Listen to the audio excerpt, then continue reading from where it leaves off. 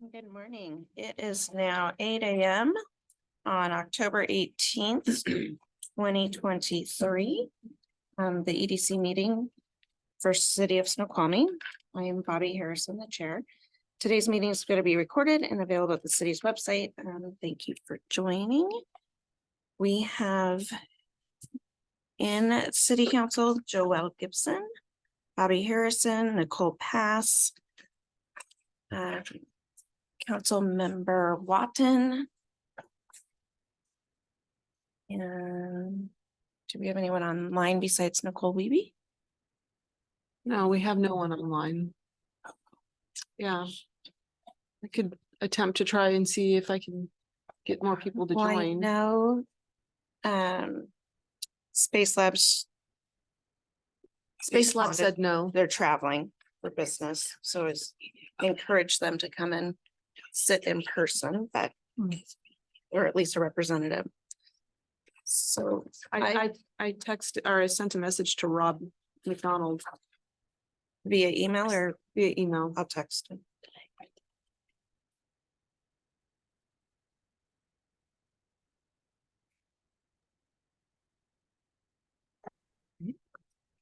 I do not have Larry or Ryan's contact information. I have Larry. It's Larry Mano. Is it Mano? Is that how you say it? Yeah, correct.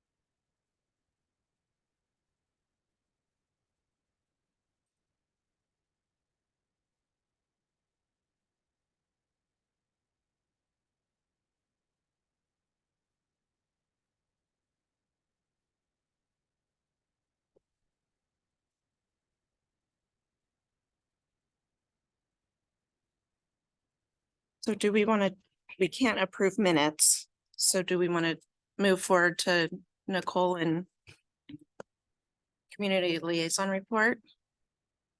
Sure.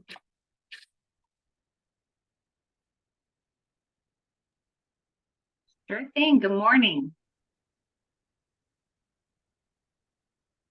Can you guys hear me? Yes. Okay.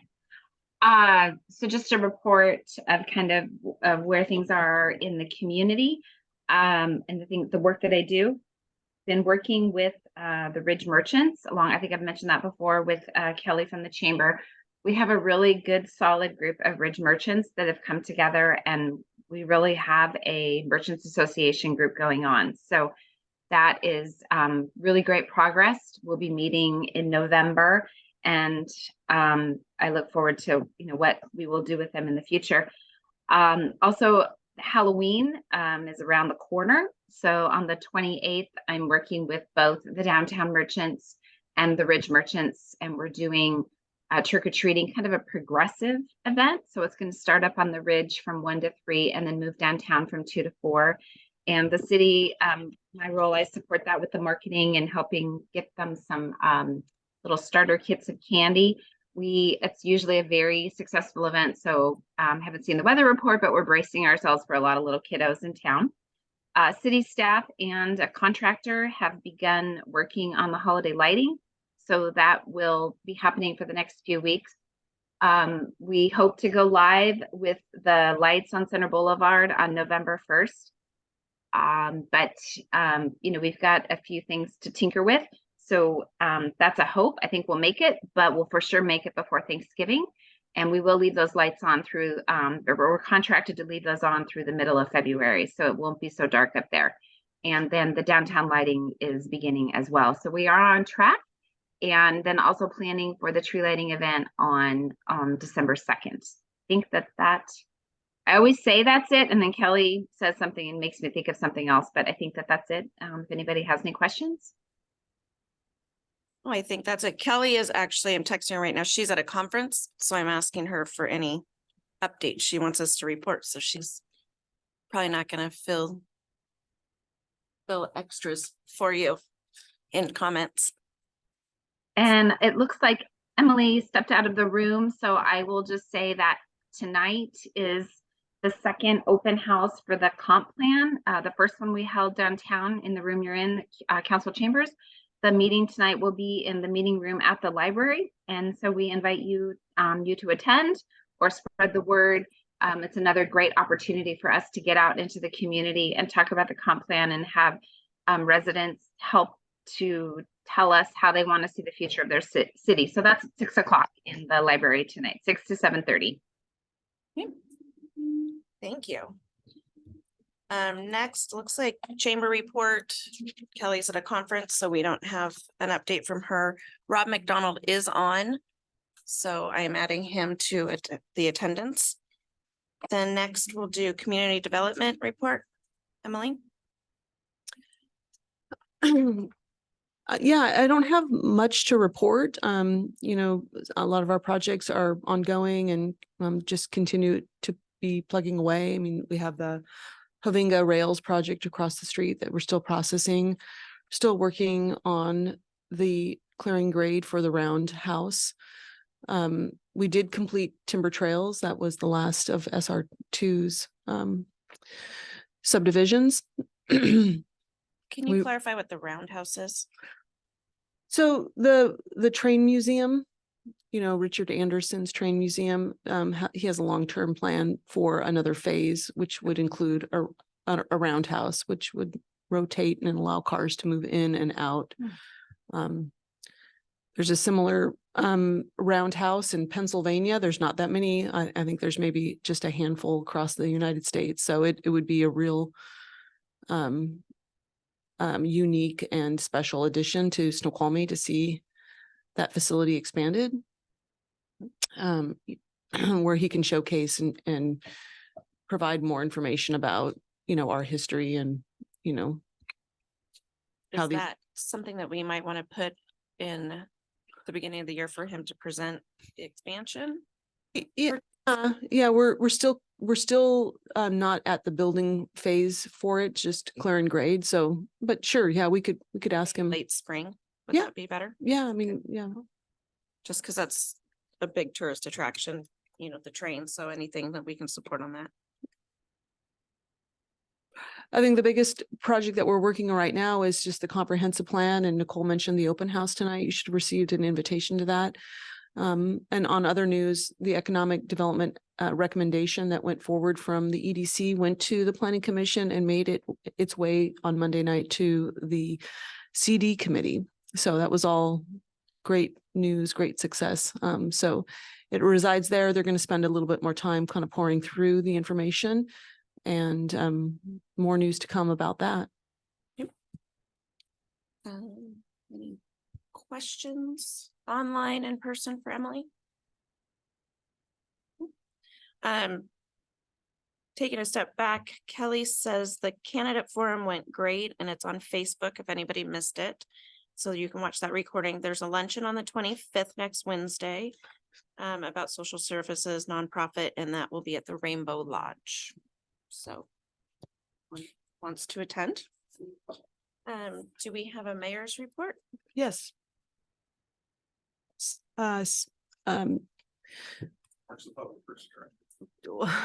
Interim city manager or city administrator, Mike Chambliss. Hi, Morning. I am not the mayor. No, you are not. She was called away this morning, so she's asked me to give her a report to you. I'm the Parks and Public Works Director for the city, so we'll definitely have a little Parks and Public Works tilt to it. But the mayor attended Manufacturing Day last week with high school up at Legion Technical Class. She said it was a fantastic event. Said there was a lot of participation from the welding group at the high school. And after they met and they spoke, they actually went out onto the floor and talked to some graduates from San Benito High School that were letting them know that, hey, you know, I graduated, I'm already, you know, a lead here, etc. So it was a great program to open up the eyes to the youth, to expand the possibilities for for those possibly not on a college track. She also attended Space Labs, I think it was called Community Day last week, where they actually link all their sites worldwide for a conference about world issues, and then they split off and go into the local issues, and she spoke to that. She's also happy to report, and I'm happy to report, that the parkway is substantially complete. We will no longer be blocking lanes of the parkway and keeping customers from the stores downtown. So we got a little cleanup to do on the striping, Okay. but then we're out of the way, and that is done. We find out this week from the state whether or not the transfer is going to go through, or at least we find out this week whether the committee in charge of recommending to the legislature for the transfer to go through, whether it's going to go through. And then the other thing I'm happy to announce is the council approved a splash pad for a community park. And why is the Parks and Public Works Director at the EDC talking about a splash pad for community park? I personally believe it's going to be a boon to the businesses on Center Street. You'll be surprised at the number of people that use it, and they'll be walking over for ice cream and some food, etc. So I really think that's going to make an impact down there. I know that I signed off on the EDC approving, moving forward with this and supporting it. What is the timeline? Shovels should be hitting the ground in March, Oh, quick. and it needs to be done by July 1st. So really light speed. I have a 3-year-old and I live across the street. We'll be there every day. Yes, you will. You better be buying ice cream. Yeah, I will. Chair Bobby, Chair Harrison, the letter you signed off on, was that for the community center pool or the splash pad? I believe it was the pool, was it not? It was the pool. Okay, correct. Okay, it's the splash pad that Mike is saying they're gonna be breaking ground for. Well, and then when's the pool? Like, when's the So timeline for all of that? the pool we will be making a presentation to full council next week, on Monday, about the pool. We have completed schematic design. So we have designed our ideal pool. Currently the price is $26.8 million. We obviously do not have $26.8 million. So we developed a series of options. I think it's 5. Sorry, I was here late last night. So I think it was 5 different options at different price points. And what we're seeking on Monday night is what council wants to do. Whether they want to steer us towards one of them so we can begin the design process and get to the final price that it would be delivered for by January, or if the council wants to pause until we get our financial picture a little more firmed up. So on Monday night, we'll be asking the full council that. It'll be quite the discussion, and we'll go from there. But the ideal pool is a beautiful building, and it also, I will bring that back to economic development. One of my insistence is it was connected directly to Center Street. So the entrance for the new facility would be from both directions, the parking lot in the back, and there will also be a footpath coming up from that intersection at Center and Ridge into the building. And the pool itself would sit at the end of Center Street up on the hill. And it also would add to activating that area. So off of Ridge, you would have the Y entrance and then the pool entrance. Well, it's one entrance. It's one building, the Yeah. Y and the pool is one building, one entrance. So if you cross the street on the existing crosswalk, if you cross Ridge, you're standing looking at the bowl. Mhm. If you drew a diagonal line up to the Y's dumpster between the tennis courts and the existing building, that's where the new entrance would be. Okay, so it'll combine the two. Correct. So that's the mayor's report. Mike, I don't know if you were able to shed any light on the development of the probes plan, the parks recreation open space. Is there anything to share? It is underway. I believe our first committee meeting is going to be next month. Nice. Can you clarify what you're We're talking about the comprehensive plan, parks component. Okay. So parks, open space and trails. Prost. Parks, recreation, open space and trails. I don't like that acronym either, so. Anything else? Okay. Have a great day. Thank you. Chair? Yeah. I just wanted to let you know that we do have one more commissioner online, Rob McDonald. I think when you, yeah, thank So you. we have a quorum now. So with that, we can go back and approve the minutes dated September 20th of 2023. Motion to approve. I'll make a motion. Second. Okay, the minutes are approved. On to the next, I think under the new business, Emily, I assume this is, you brought this up for the new chair? Yeah, this is just a heads up that we should be thinking about nominating a new chair. Every 2 years, the chair rotation should be up for renewal again. So although we don't have to do anything tonight or today, this morning, perhaps at the next meeting, we could initiate some nominations and determine if there's going to be a new chair for the EDC.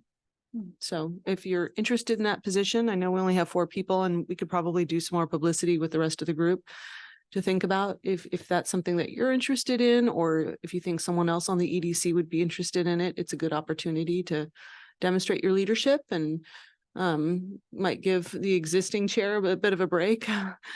So don't want to plug it too much, but please do consider. Are there term limits on the chair? There are not term limits, no. It's just an opportunity to keep things fresh and new and provide new opportunities for existing folks. So it does involve a bit of a prep work. So, we do meet, ahead of time to talk about this meeting, and sometimes that's about a half hour to an hour long meeting.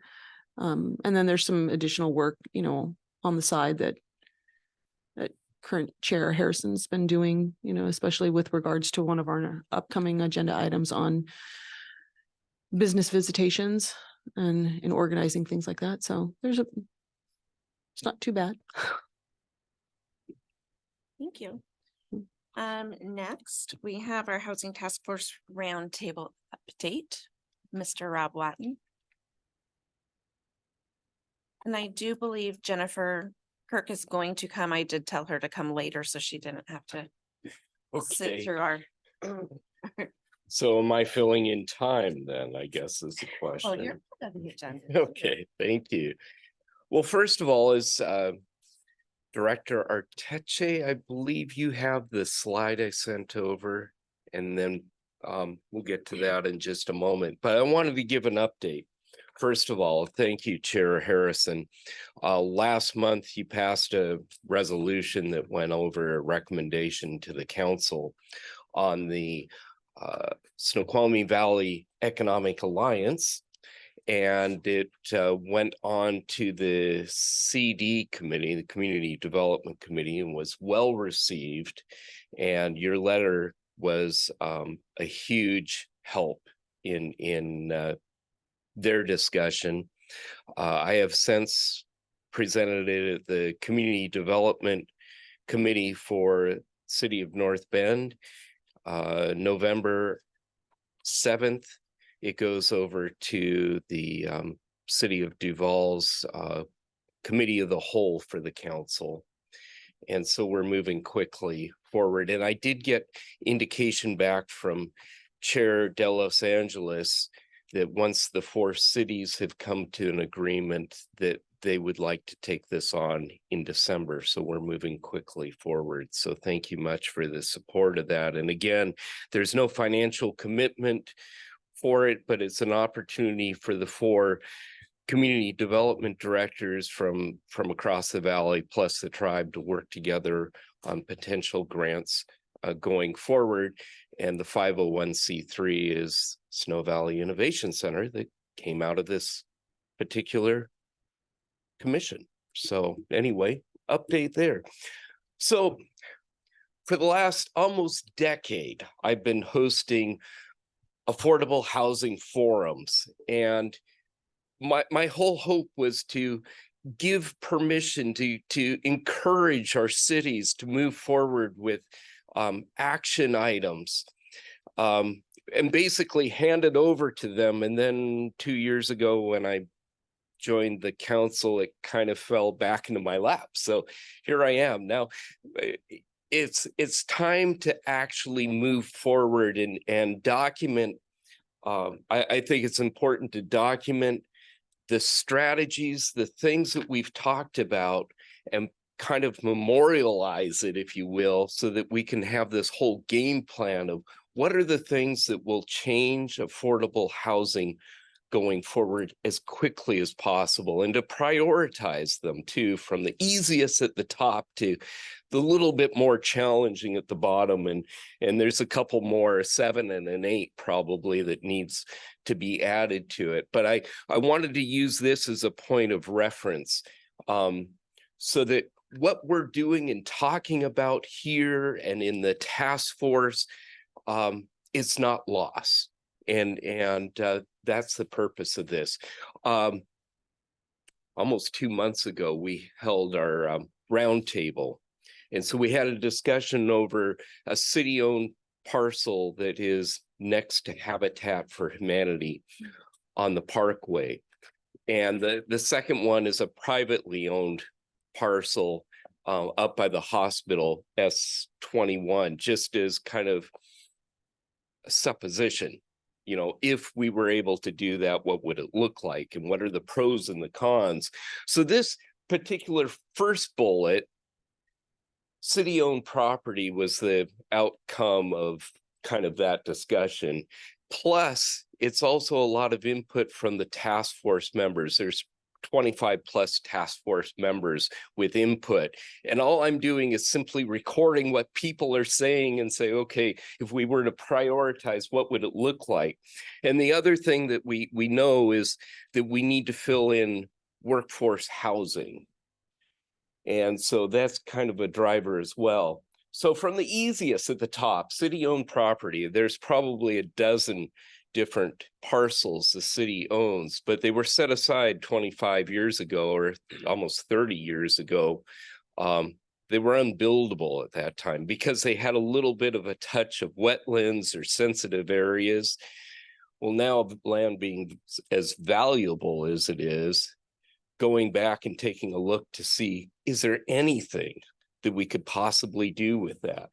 And so Director Arteche looked at parcel 9033, that's the last 4 digits, and it's kind of determined with the help of others. And I'm going to let you chime in about your findings. So yeah, Rob's correct. There were some unbuilt properties. They were left over from the development on the ridge.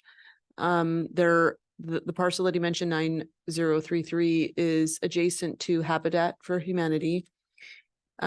We looked at two of those parcels, and one of them we actually had a bit of information from many years ago, and so we picked that up, and we re-reviewed it with our on-call environmental consultant. And through that review, we determined that there was excess property outside of what we call critical areas and or buffers, which was kind of interesting news because it aligns right at the terminus of Gravenstein, and there's a good acre or so that would allow the city to consider whether or not it would be suitable for building on.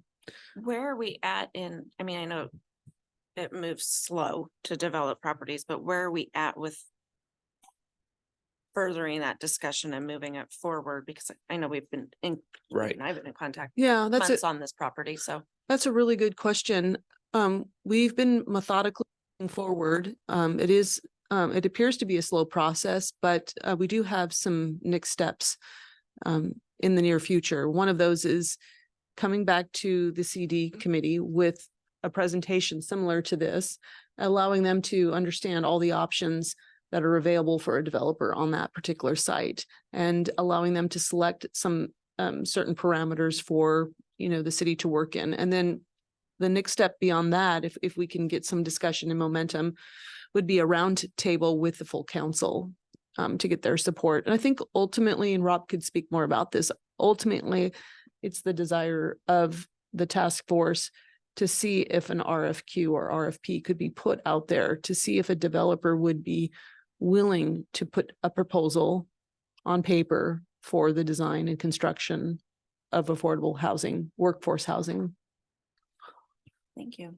And then just for everyone online and here, I always mess up the number, but SR 21 hospital, the one up by the hospital. So I was in contact with the listing agent on that, and they're actually in contract right now. So that is off the table of discussion. Is it truly off the table? I mean, I don't know if anybody asked specifically what their intent was for the property. At one point, I spoke with them and they said they do have a need for workforce housing for their employees, and that they may be considering, that opportunity. So I'm just saying for the city to acquire the Oh, land. city to acquire it. Yeah, but yeah, Rob could speak to this. That property was discussed at the round table as a private development opportunity.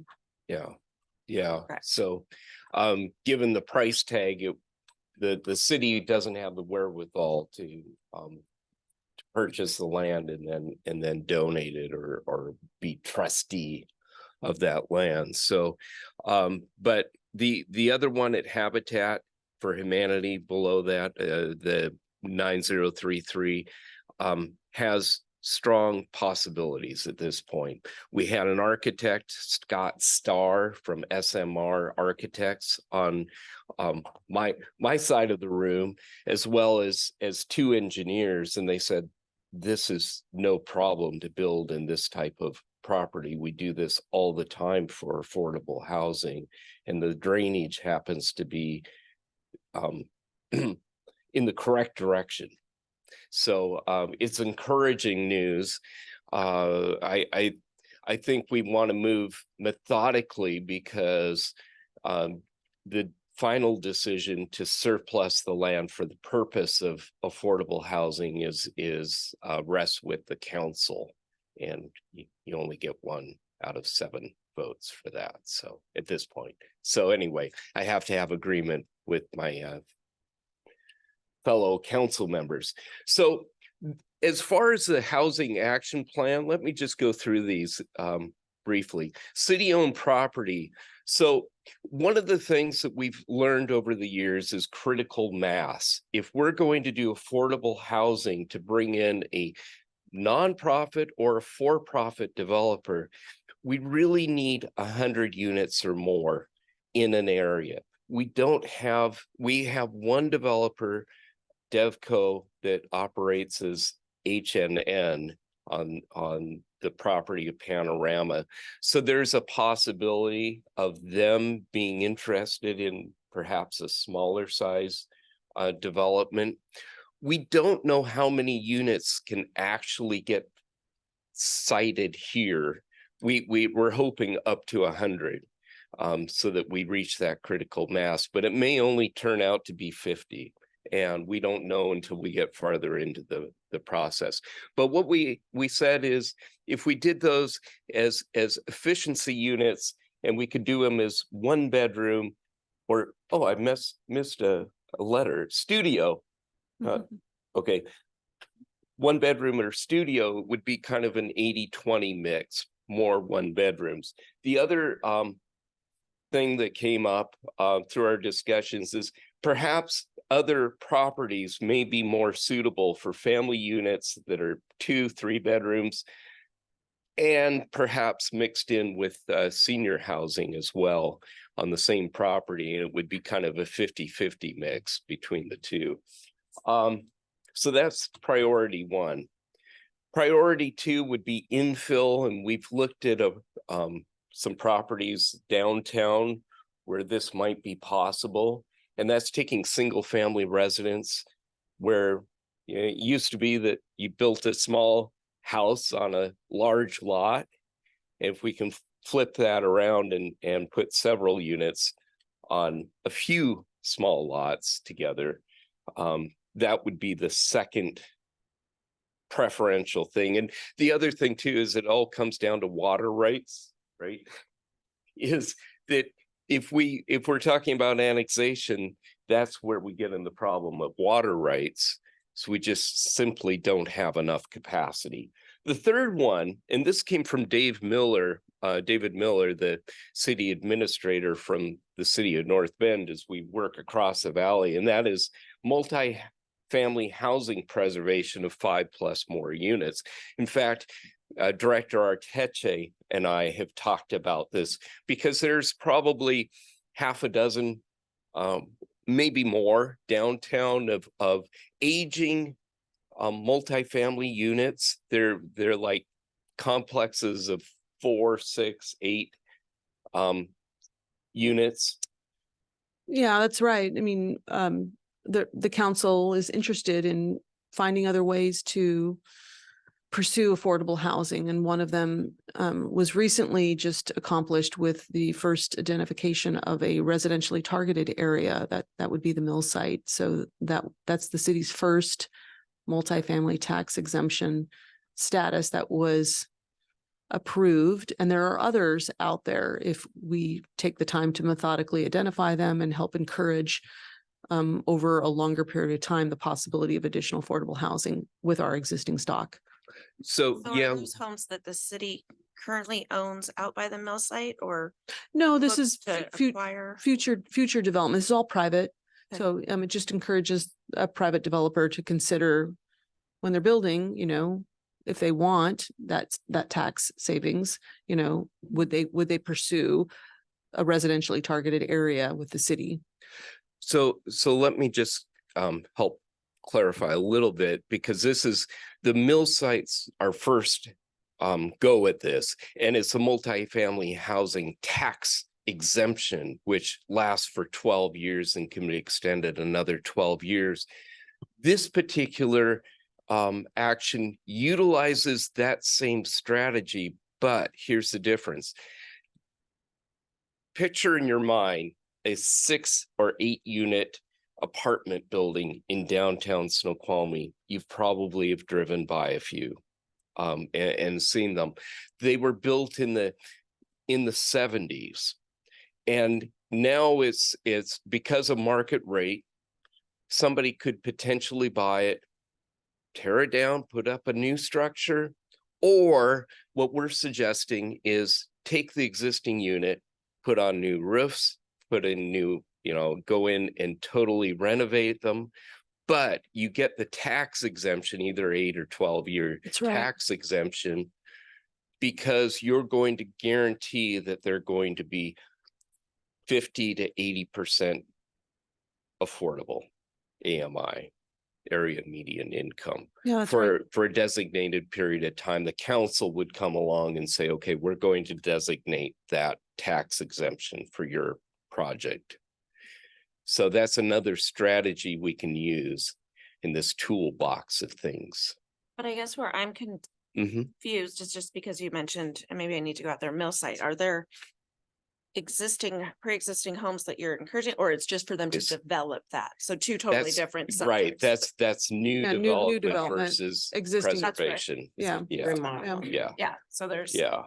encourage development at mill site to do this same concept and then preservation of existing homes. Okay. Exactly. The fourth one, and that's where Jen Kirk comes into our discussion today, and that's supportive housing. The idea that you put social services, wrap around social services on site or near the housing development. And it can take a lot of different forms. It could be a village of tiny houses with supportive services, be it social, mental, daycare on site for those families. So putting you on the spot here, No, but that's doing the EDC hat because it's the business right. version. I know we touched on it last week or the week before briefly, but is wanting to make sure that that's not interrupting.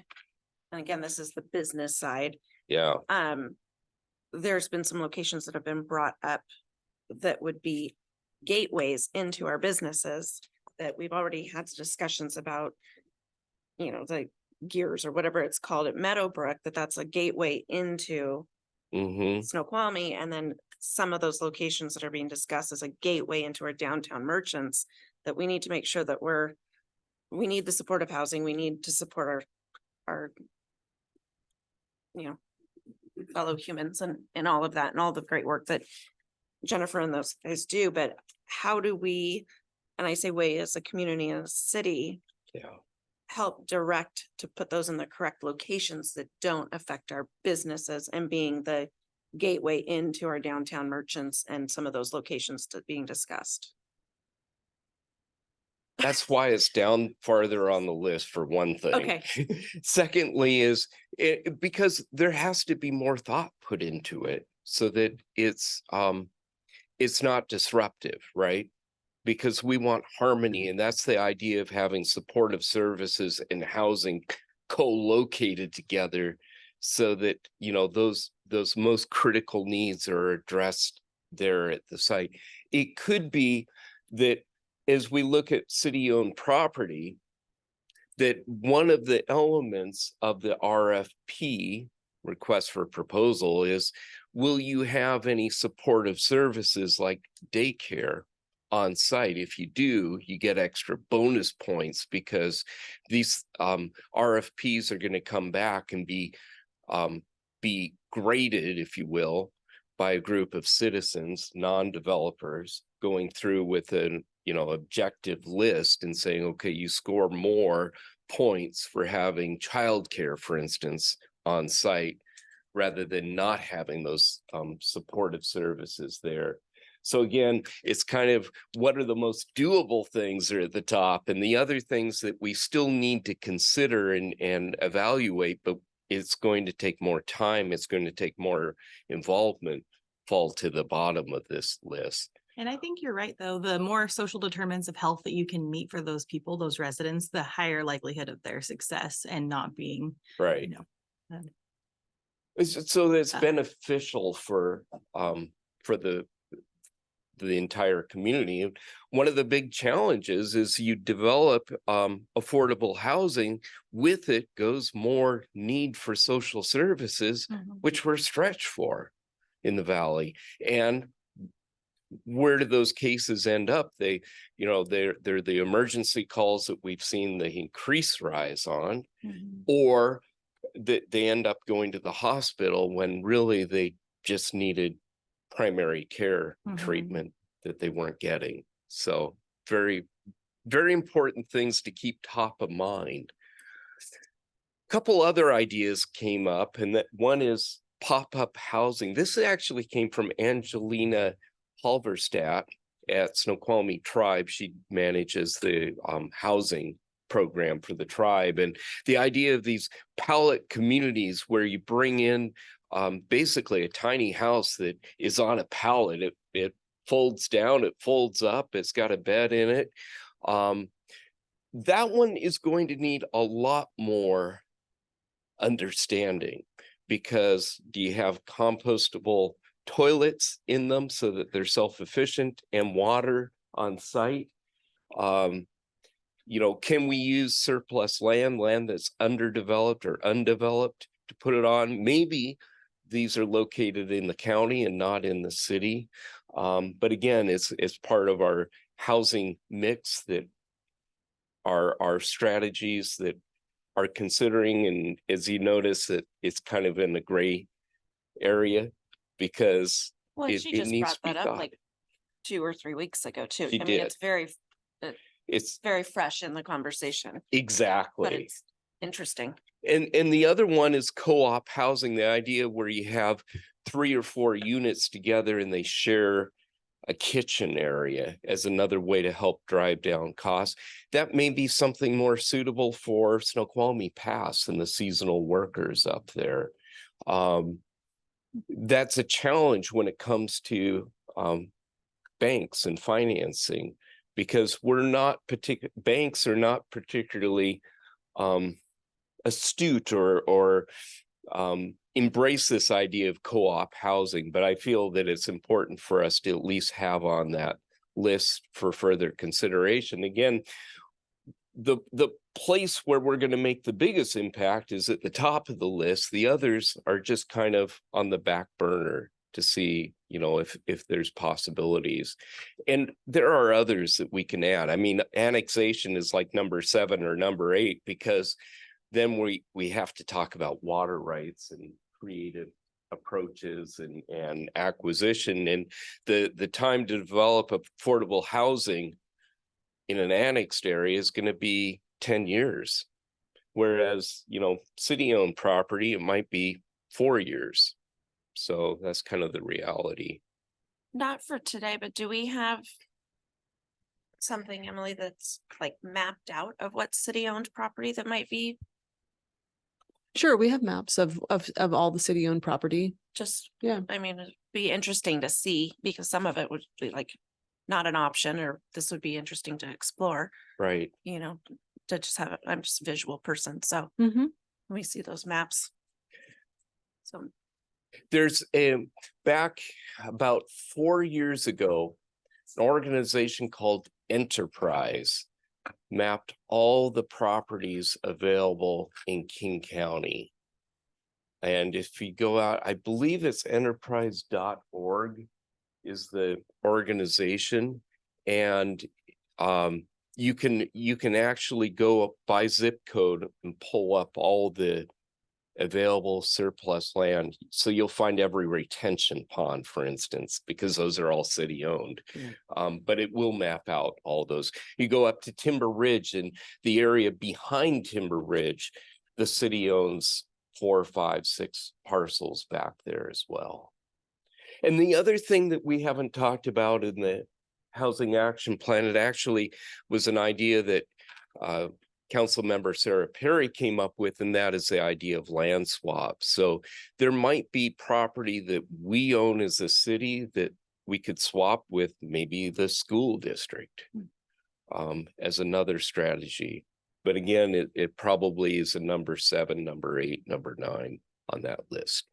So the reason I'm here today was to share that, but also it was brought to our attention in our last task force chat a couple weeks ago, and that is the Choice Neighborhoods Implementation Grants. And I believe it was Angelina that brought this one up. And the idea is it goes back to number 3, the housing preservation. And it does 3 things. One is housing, it replaces severely distressed public and assisted housing with quality mixed income housing. Well, that's not exactly what we're doing. The second one is people is improve outcomes of households living in target housing related to income and employment. Well, that definitely is. It's workforce housing. And then third is neighborhood, making sure that it's close to the proximity of other businesses that where, you know, people can eat and do some shopping at, as well as access to public transportation. So that's our hope, is that we could put something in place. The grant deadline is December 15th, I believe, in this one. So Emily, do you have any other comments or? No, but stay tuned, I guess, just to see how, you know, this important topic makes its way through the CD committee and the council as a whole. Yeah. And that's all that I have today. Okay. Thank you much. Thank you. thank you. So, question for Emily, going on to that, I don't know where Jennifer is, but, question, I don't need to, well, not I, but in my question. The Reclaim Building, is that city owned or is that privately owned? And do you know how that's zoned? Just forward thinking of, It's not city owned. Okay. I believe Reclaim leases that building. Yeah. And I believe the lease is coming up for expiration soon. because I'm gonna circle back to the permits and then tie the business visitations together. I'm just curious of how we as a city can't force anybody to go into that building, but I'm just curious how it's zoned once they do transition to the new location, what potentially could go in there as a business, like if it's retail, a bed and breakfast or multi-use pop-up shops. That something that we could try to, I see Ashley looking at her computer. I'm not sure if she knows. Yeah, if she can pull up the because zoning. as on- far as when we're out doing, really hitting the ground running with our business visitations, if there's things that we can highly encourage to fulfill that building, if it's those fun, I always say it wrong, but co-op shops that, it just to, if it could transition to something that creates more focus on tourism and a fun place to go, like not Yeah. necessarily like a little farmer's market that's there 6 days a week or something like that. So it'd be just interesting knowing that that's going to be vacating at some point whenever they transition. Just to put our EDC hats as work.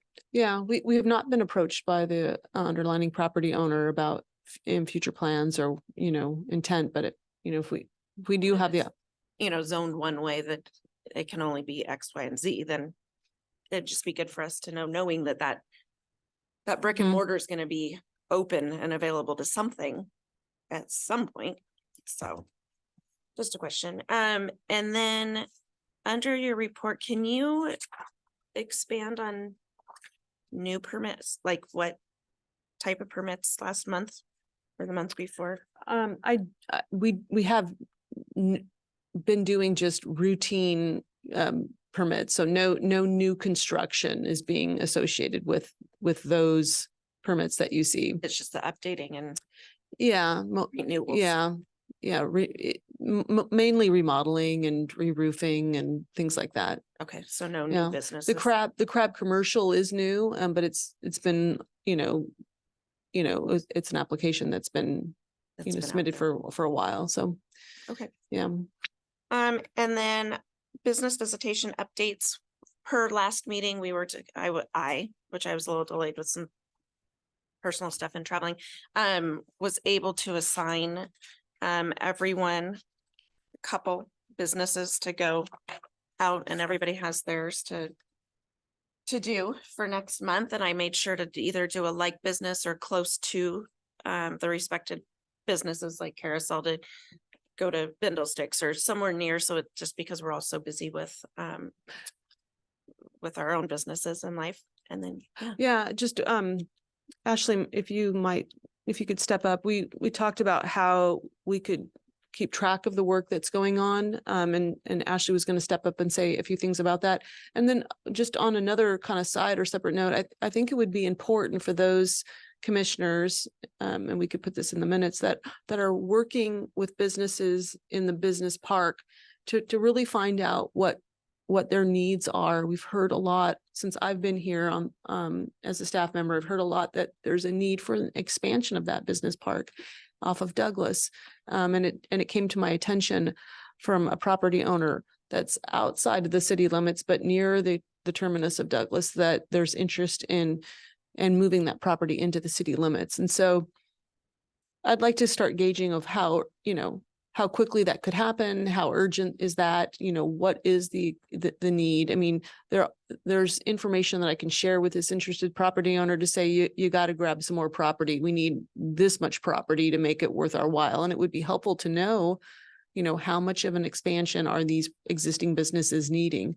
Because I can relay that information back, say that, hey, this would be worth our while to see X amount of acres annexed into the city. well, and I'm not put Rob on the spot, but Rob might be able to expand on that too, because that's been a discussion since I've been on the EDC of just they were trying to get property owners to sell, to expand, and it just, And they don't need to sell, there are a variety of methods of annexation. So it doesn't require the sale of property to do it, but it does require some organization. Yeah. And they would need to come in an organized fashion and present something to the city council for us to review. And it would be helpful to have some factual information behind it, knowing how many properties in that business park, need more space, X amount of more space. So.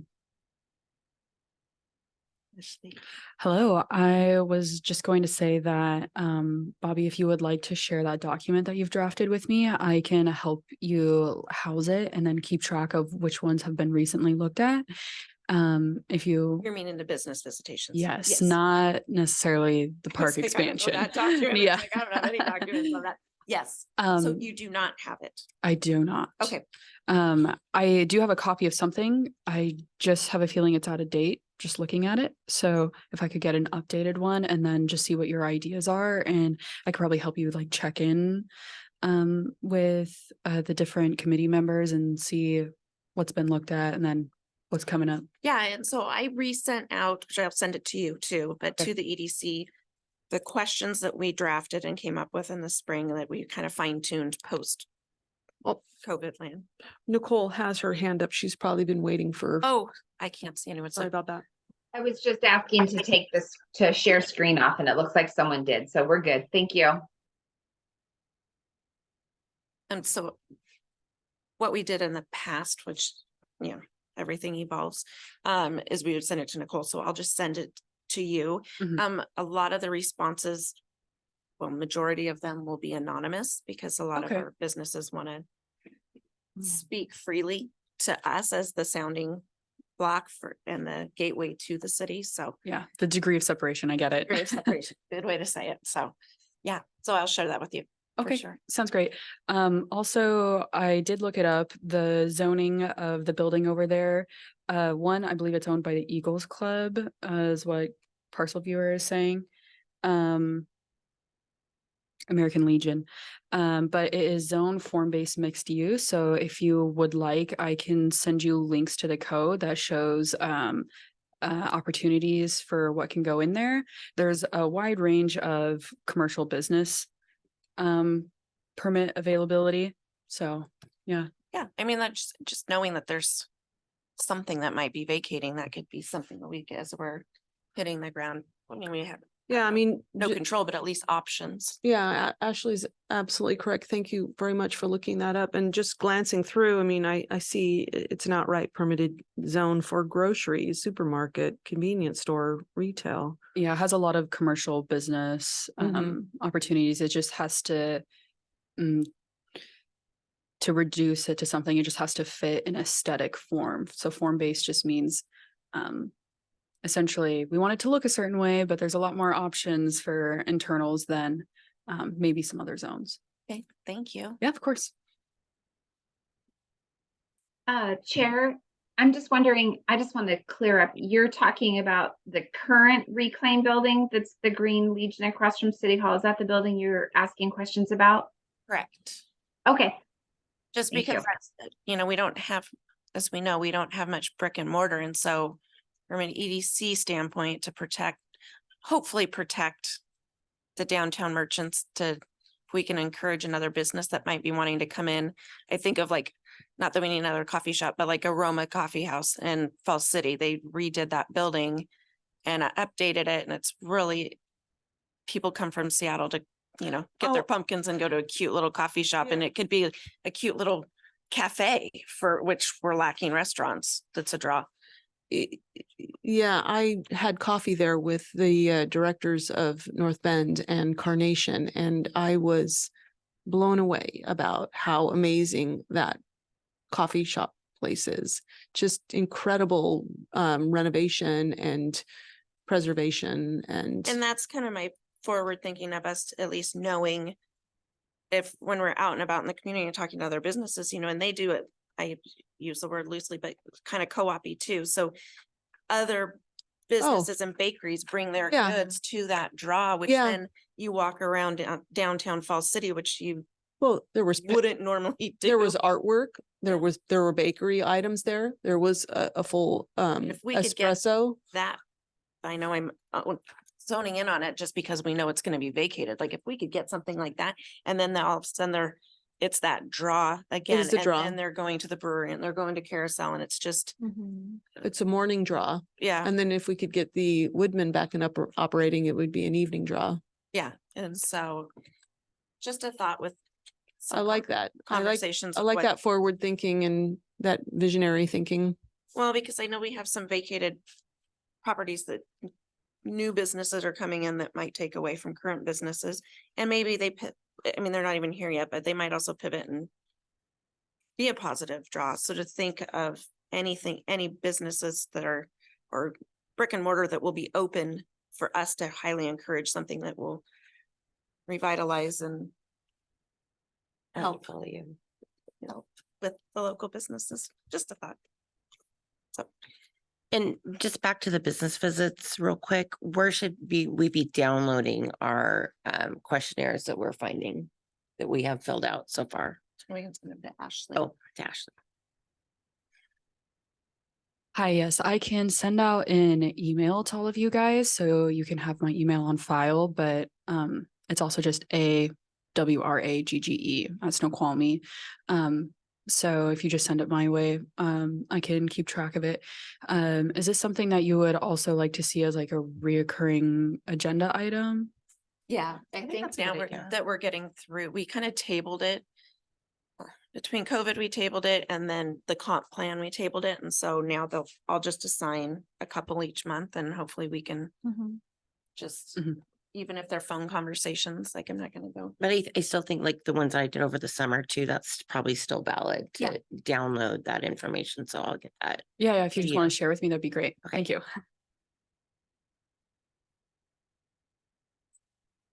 Hey. Well, do we have anything else?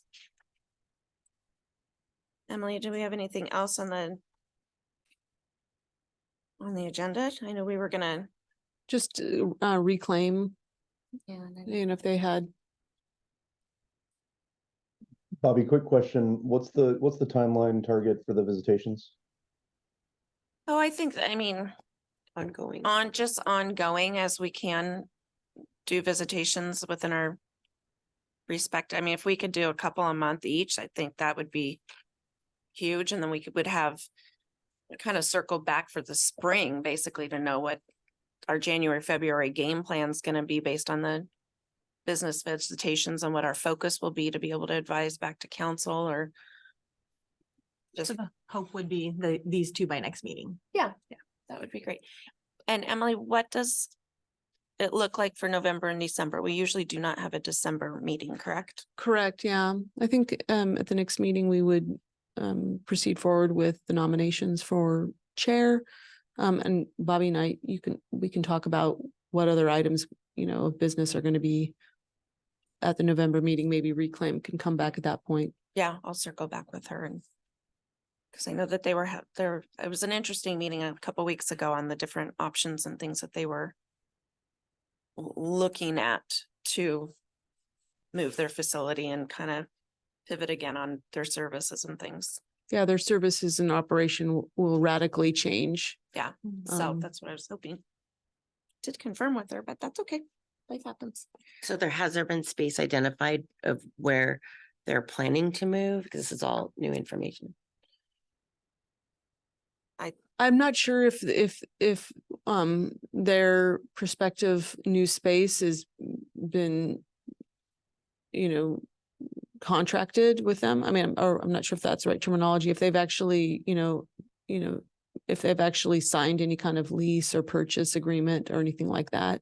But they are looking to move into the downtown area, so close. Downtown Snoqualmie or downtown North Bend or both? Downtown Snoqualmie, so they are looking at moving just further to the east. But Rob can correct me. I don't think that anything from what I gathered, nothing had been solidified. Yeah. Yeah. So So it, they're trying, as they're trying to change it up, it's gonna need to look different than what they currently have is what I took yeah, away from that. yeah, I think they're looking at some possible renovations if the prospective building that they have in mind goes forward, and at the same time looking at a new business model for themselves, and also respecting the city's codes and requirements for operating space in the downtown area.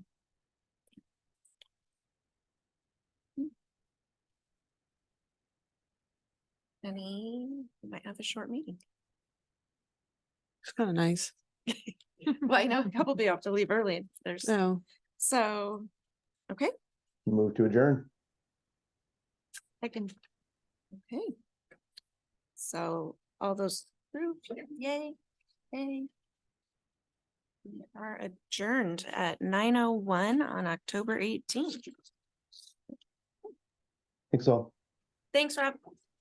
And Rob. And us.